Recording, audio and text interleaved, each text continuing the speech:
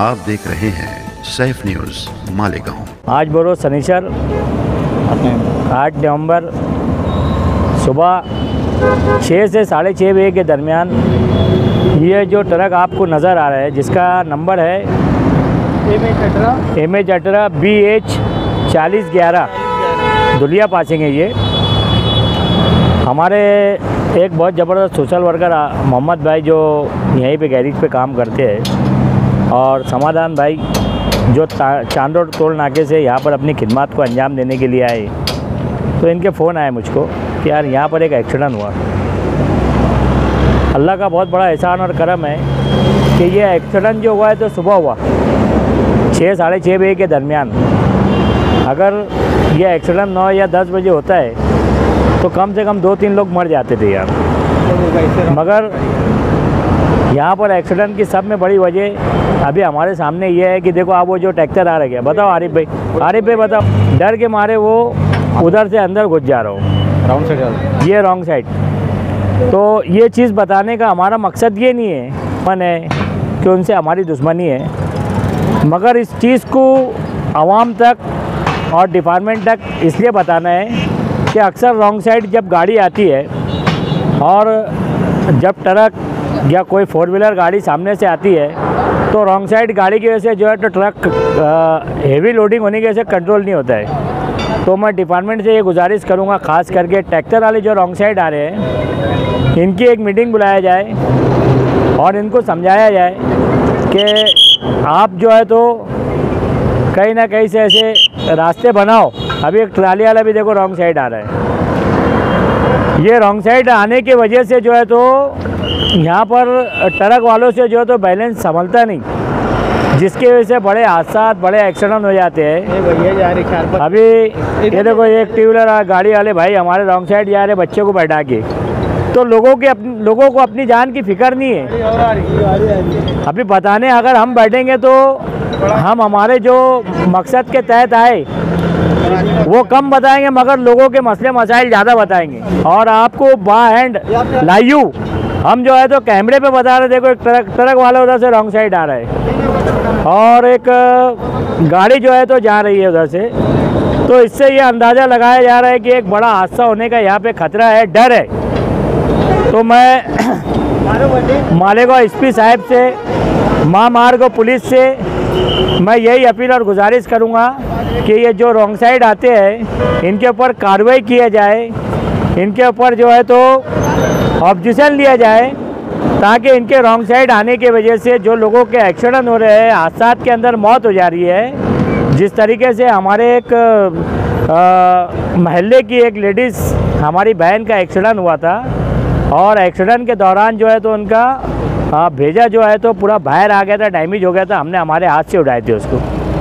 तो मैं महामार्ग पुलिस, रोड डिपार्टमेंट और मालेगांव पुलिस से यही गुजारिश करता हूँ कि यहाँ पर जो है तो CC कैमरे की बहुत सख्त ज़रूरत है।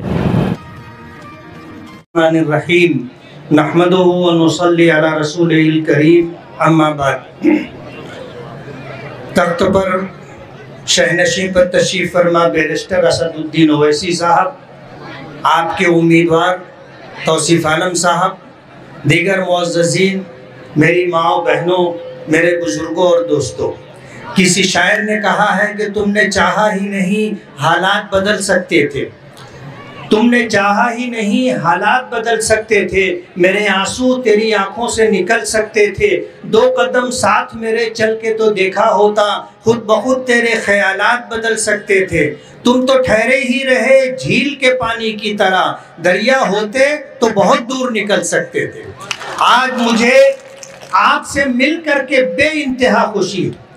इस इलाके में मेरा पहला सफ़र है। मैं महाराष्ट्र मालेगांव से ताल्लुक़ रखता हूँ। मालेगांव की जामे मस्जिद ईदगाह का इमाम हूँ।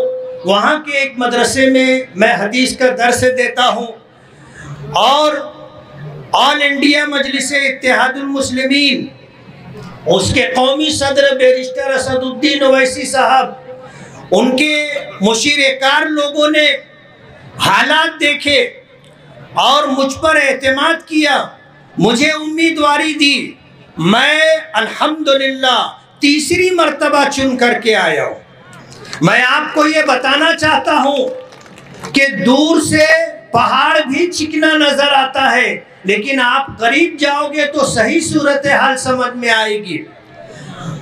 एतमाद मिलने के बाद मैंने अपनी कॉन्स्टिट्यूंसी में लोगों की बुनियादी सहूलियात के लिए काम किया और 499 करोड़ रुपया MIM में रहते हुए, फिरका परस्त पार्टी की सरकार के रहते हुए मैंने हासिल किया और अपने कॉन्स्टिट्यूंसी की विकास का मैंने काम किया है। मैं आज आपके दरमियान आया हूं, मुझे तफसील से बात करनी थी लेकिन वक्त इजाजत नहीं देता और हम खुद भी बैरिस्टर असदुद्दीन ओवैसी साहब को सुनना चाहते हैं। मैं आपको बताता हूं कि आप खुशकिस्मत हैं कि पूरे देश में, पूरे भारत में सबसे ज्यादा पसमानदा रियासत बिहार है और बिहार में सबसे ज्यादा महरूम इलाका सीमांचल का है।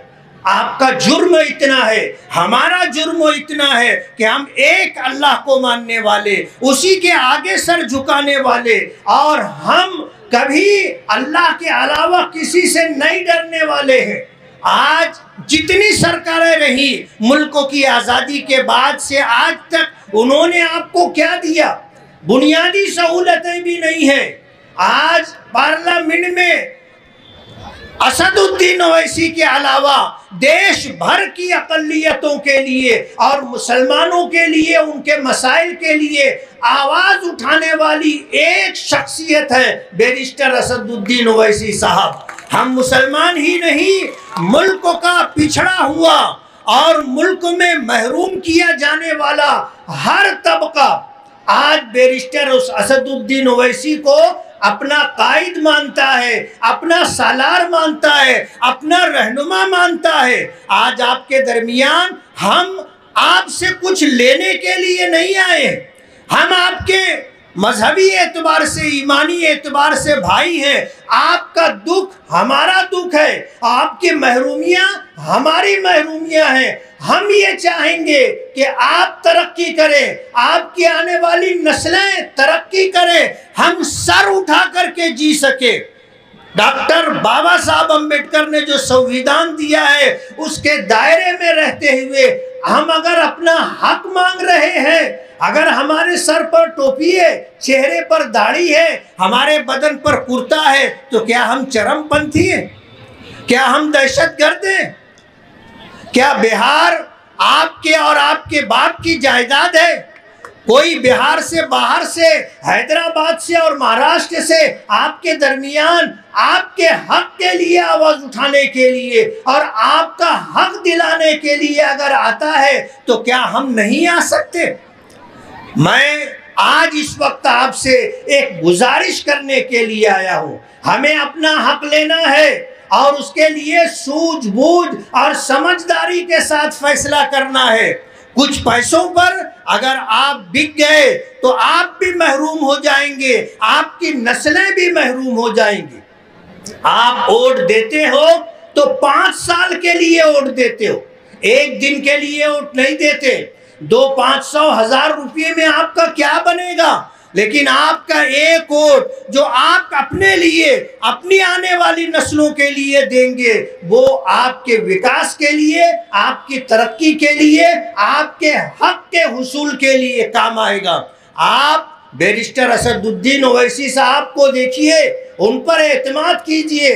500 से 550 MPs और संसद लोगों में अगर आपकी आवाज है तो बैरिस्टर असदुद्दीन ओवैसी, आपके हक के लिए आवाज उठाता है तो बैरिस्टर असदुद्दीन ओवैसी। आप एतमाद कीजिए, भरोसा कीजिए, मजलिसे इत्तेहादुल मुस्लिमीन के उम्मीदवारों को कामयाब कीजिए। हम आपको मायूस नहीं करेंगे, आपको आपका हक दिलाने के लिए हम हर मुमकिन कोशिश करेंगे। मुझे उम्मीद है कि आप सूझबूझ के साथ, आप एतमाद करते हुए, भरोसा करते हुए, हमारी बातों पर यकीन करते हुए, आपने अगर मजलिस इत्तेहादुल मुस्लिमीन के उम्मीदवारों को कामयाब किया, इंशाअल्लाह आपके दिन बदलेंगे। आप देंगे वोट मजलिस इत्तेहादुल मुस्लिमीन के उम्मीदवार को। अल्लाह आपको जज़ाए खैर दे। बहुत बहुत शुक्रिया। सलाम। आज आशा नगर पुलिस स्टेशन के अंदर जो 84/25 नंबर का जो गुना दाखिल हुआ है, ये जो गुना दाखिल हुआ है इसके अंदर मेहताब अली, शौकत अली और पहले उसके नाम से 10 से 12 लोग के नाम से गुना दाखिल, नामालूम लोग के नाम से दाखिल हुआ था। फिर बाद में उसके अंदर वो पुलिस जब मेहताब को अरेस्ट करके कोर्ट के अंदर लाए थे, उसको 6 तारीख तक का पुलिस कस्टडी दिए थे। उस कस्टडी के दरमियान में वसीम अख्तर को अरेस्ट करे, फिर उसको अरेस्ट करके उसको भी कोर्ट में हाजिर करे, उसकी भी 6 तारीख तक का पुलिस कस्टडी दी गई थी। बाद में फिर उस 6 तारीख को जो है इसके अंदर वो जमाल बिल्डर को मोहम्मद सलमान को, ऐसे 2 लोग को अरेस्ट करके लेके आए थे। तो ये चारों को कोर्ट में हाजिर करे उस वक्त, जिस वक्त जब कोर्ट में हाजिर करे 6 तारीख को, तो उसके अंदर ये चारों के साथ में 18 लोग, टोटल 18 लोग को आरोपी बताए थे, जबकि उसके अंदर 10 से 12 लोग के नाम से FIR दी गई थी। पहले रिमांड रिपोर्ट में, दूसरे रिमांड रिपोर्ट में भी वैसे ही पुलिस वालों ने लिखे थे नामालूम लोग। बाकी जब 6 तारीख को कोर्ट में हाजिर किया गया जैसे मुलजिमिन को, तो रिमांड रिपोर्ट के सहित साथ में जो हाजिर किए तो उसमें 18 लोगों के नाम के साथ में उन लोग चार और ये बाकी ऐसे टोटल 18 लोग के खिलाफ में एक रिमांड रिपोर्ट कोर्ट में हाजिर की गई और उसमें जो पुलिस कस्टडी वगैरह मांगी गई। तो उस दिन जो था मेहताब अली, शौकत अली को MCR कोर्ट ने MCR दे दिया था, बाकी लोग को 9 तारीख तक का पुलिस कस्टडी दे दी। तो अब उसमें जो सलमान जो है, मोहम्मद सलमान आरोपी नंबर 6 है जो, तो उसको कस्टडी दी गई है 9 तारीख तक। तो उस कस्टडी के दरमियान में वो सलमान ने पुलिस वालों को ऐसा बयान दिया कि कोर्ट वो जो घटना हादसे के दिन वो वहाँ पर जब आया मेहताब के साथ में, तो मेहताब ने उसको बोला कि भाई सुफियान जो है, सुफियान ने सामने वालों से बदला लेने के वास्ते उसके घर के जीने के नीचे 2 तलवार रखी है, वो जाके निकाल ले और उससे उनका बदला लेना है, ऐसा उसने बोला। उस बोलने के हिसाब से उसने 2 तलवार वहाँ जाके 2 जीने के नीचे से, दरवाजे के पीछे जीने के नीचे से 2 तलवार निकाल के लेके आया, ऐसा उसने बयान दिया। उसके बयान के हिसाब से उसको, अब सुफियान को उसमें आरोपी बनाया गया, सुफियान अली, शौकत अली को इसमें आरोपी बनाया गया। तो इसमें उसको कल अरेस्ट करके, रात में उसको कल जमा कर लिए थे, फिर उसको अरेस्ट करके आज कोर्ट में थोड़ा देर से लाए थे। देर से लाने के बाद उसने थोड़ा ट्रीटमेंट की कंप्लेन कोर्ट में जब उसको हाजिर करे तो उसने कंप्लेन वगैरह किया, कंप्लेन की थोड़ी सुनवाई हुई, ये सब हुआ। बाद में फिर उसके बाद दोबारा उसको हाजिर किया गया। दोबारा जब उस वक्त हाजिर किया गया उसको, तो कोर्ट में फिर सरकारी वकील की और मेरी पुलिस जो इंक्वायरी ऑफिसर है उसकी तीनों की बयान सुनने के बाद, आर्गूमेंट सुनने के बाद कोर्ट ने तो उसको MCR कर दिया। उसका पुलिस कस्टडी में 4-5 दिन की पुलिस कस्टडी की मांग किए थे। तो मांग पुलिस वालों की ऐसी थी कि उसके अंदर जो तलवार है, पुलिस उसने जो है, जो 6 नंबर का आरोपी जो है मोहम्मद सलमान, इसने जो बोला कि तलवार कहाँ से लाए, क्या लाए, तलवार जो है इसने सुफियान के बोलने से वहाँ से हासिल किया है। तो उस ताल्लुक से पुलिस कस्टडी मांगे कि उसमें जो सुफियान ने तलवार कहाँ से लाया, किधर से लाया, कैसे लाया, वो ताल्लुक से बातचीत करना है और गुने में और कौन कौन लोग शामिल है वो ताल्लुक से उससे बातचीत करना है।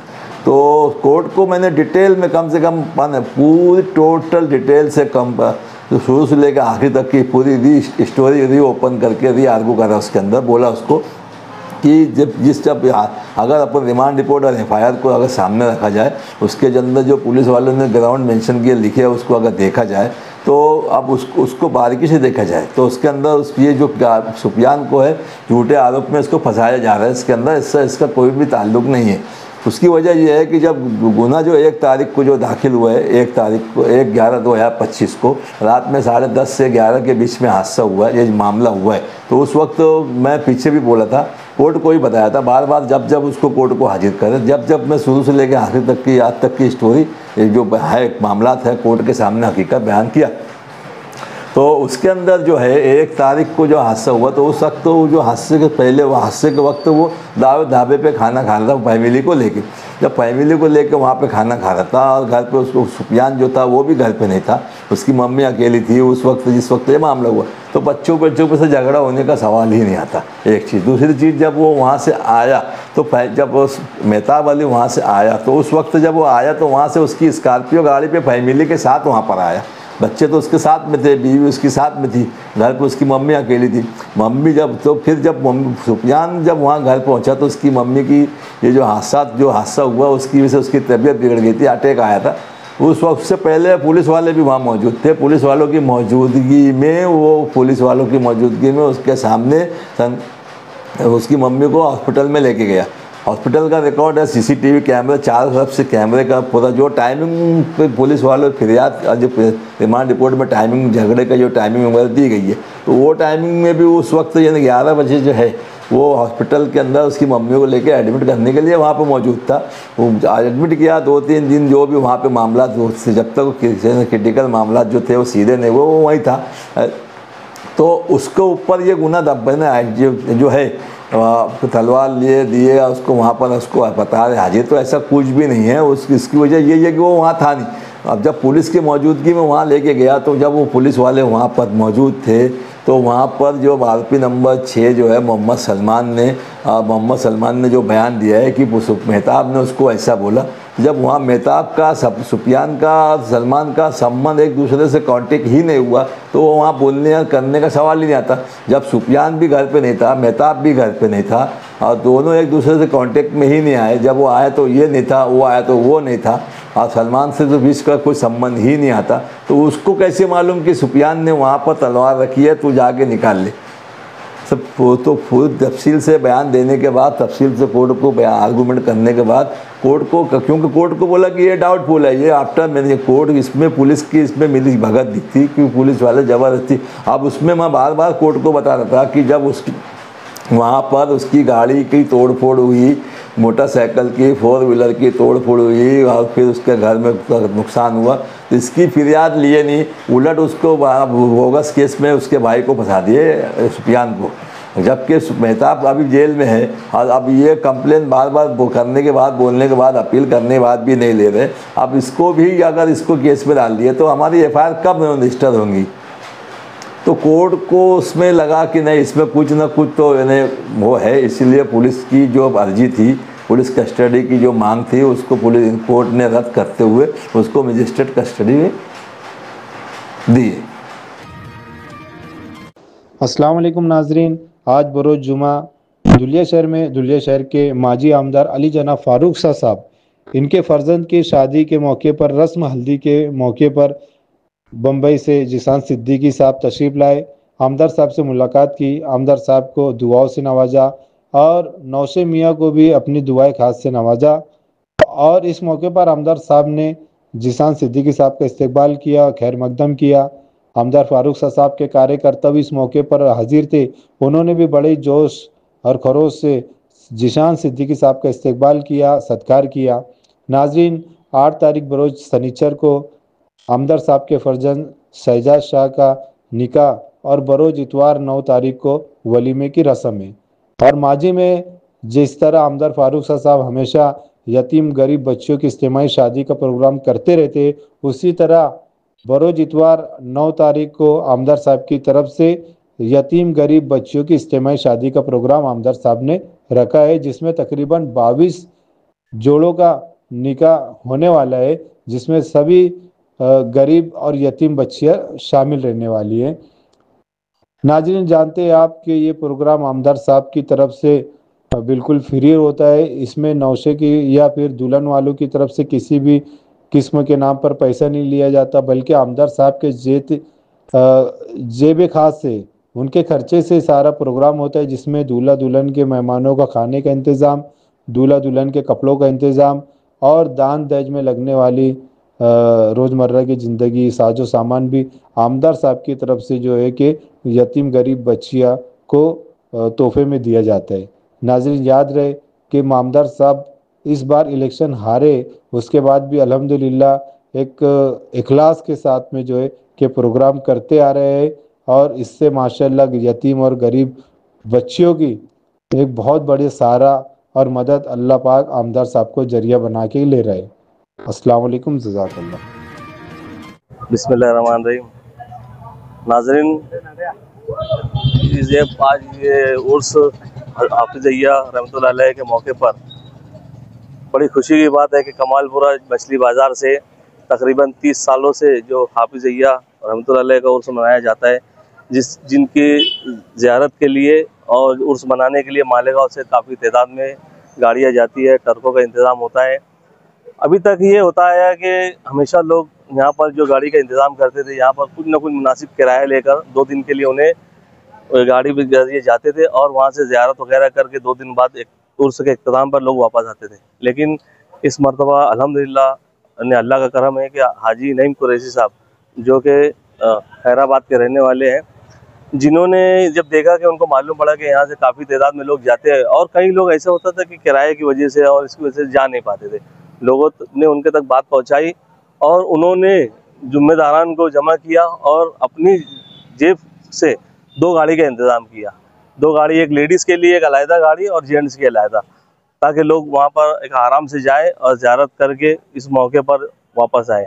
हम तमाम ही नौजवान कमालपुरा, मछली बाज़ार, नूरी टावर और जितने भी बादशाह खान नगर के जो ग्रुप है, हम हाजी नईम कुरैशी साहब का शुक्रिया अदा करते हैं कि उन्होंने एक ऐसा वो शुरू किया कि यार मैं समझता बहुत सारे लोग अब मतलब बिला किराए के अभी वहाँ गए और ज़ियारत करके आए और तभी लोगों में ना खुशी का माहौल पाया जा रहा है। हम तहे दिल से उनका शुक्रिया करते हैं और उम्मीद करते हैं कि आइंदा भी ऐसे जो नेक काम है इसमें वो हिस्सा लेते रहे, अल्लाह उन्हें तरक्की अता फरमाए। ये जो हाफिज अय्या उर्स रहमतुल्लाह अलैह के मौके पर जो इंतज़ाम किया गया था गाड़ियों से जाने का, ये बाखूबी अपने अंजाम को पहुँचा है। लोग यहाँ से खुशी खुशी यहाँ से रवाना हुए हैं और हम जाने वालों से गुजारिश करते हैं कि जो लोग वहाँ गए हैं वो वहाँ पर कोई तरीके की बदनज़मी ना करे, कोई ऐसा काम ना करे जिससे हमारे गांव की बदनामी हो, जिससे शहर का कोई नाम ख़राब हो।